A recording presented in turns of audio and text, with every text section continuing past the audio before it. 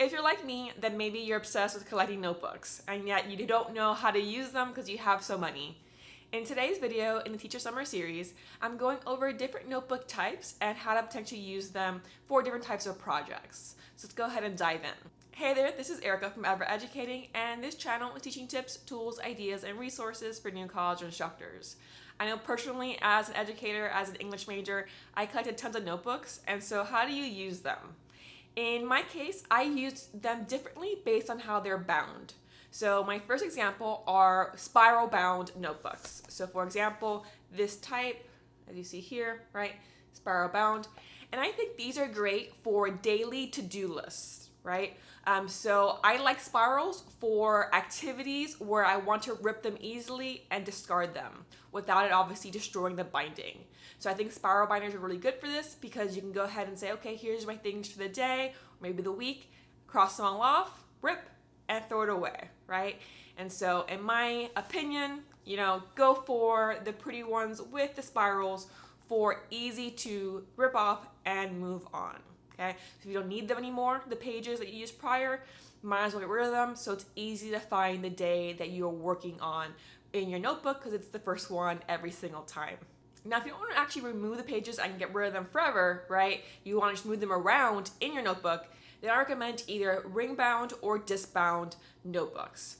And so I don't really use ring bound very often. I find it a bit annoying to have to unclip and then reclip them, but it is an option, especially if you have huge projects that require a lot of paperwork, right? So I do think they have, really big rings that you can get in binders. And so if I have to print out hundreds of pages and reorganize them all the time, then yes, I do think ring binders are the way to go. But personally, I really like disc bound notebooks. So if you see here, right, disc bound, because once again, it's very easy to move them around in the notebook. So you can just say, hey, I'm gonna take off this part and then place it over here now. Let me move this note and put it over here. Very easy to move. And so that's why I prefer it. It's also easier for me to write being left-handed with the disc bound versus the ring bound. But the disc only gets so big. Okay, so it really depends on how much paper you need for a certain project, for a certain thing that you're working on. But it is my favorite type of notebook to work with. I tend to get the rings or the discs using the Happy Planner discs, but of course you can get different types if you want to, right? Those are just the ones I prefer, and I think they're pretty sturdy. There's also the most common type of notebook, and those would be bound notebooks, so ones that have just regular bound paper. And so tons of pretty ones of these as well that I collect. And so in this case, you want to use them for projects that don't require moving around your notes, because in that case, again, ring or disc. But I do think bound was really great because it keeps it together much more easily. You don't have to worry that you accidentally take one off of the ring or the disc and now it's gone. So I do think bound has its place, but I use it when I know either I'm going to be working on something exactly chronologically and I don't have to worry about moving around notes, or if the order of the notes don't matter. So for example, in this case, I'm using this notebook for my taking notes on things I learned about publishing, about picture book curation, things that are tied to my current creative writing projects. And so in this case, what's great too is I actually use both sides, not just one. So I have the regular, let me open this up here. So I have the regular, like the way you usually open it, and then I write in it.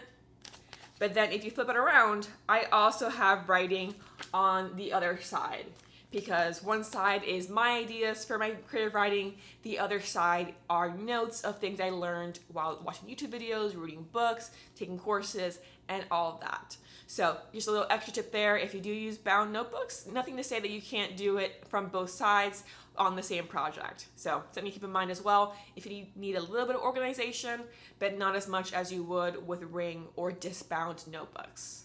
Now the final notebook type are digital notebooks, right? So I have quite a few of these that I've created that I sell for free or sell for inexpensive prices. I'll link my Teachable School below so you can see those.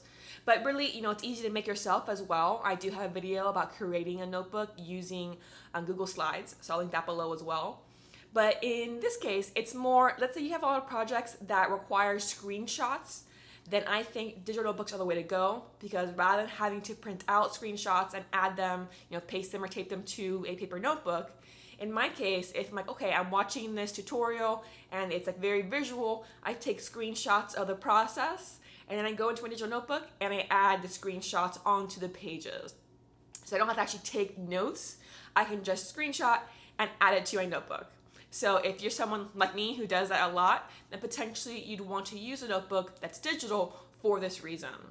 Now also, if you're someone who always travels with, let's say, an iPad or a tablet, and you don't have to carry notebooks in addition to that, that'd be another reason to go the digital route versus the paper route. But it's really up to you. As far as I know, these are the usual notebook types. If you have your own suggestions on how to use them, let us know below in the comments. And again, click like if you enjoyed this video, subscribe if you don't want to miss out on any future content.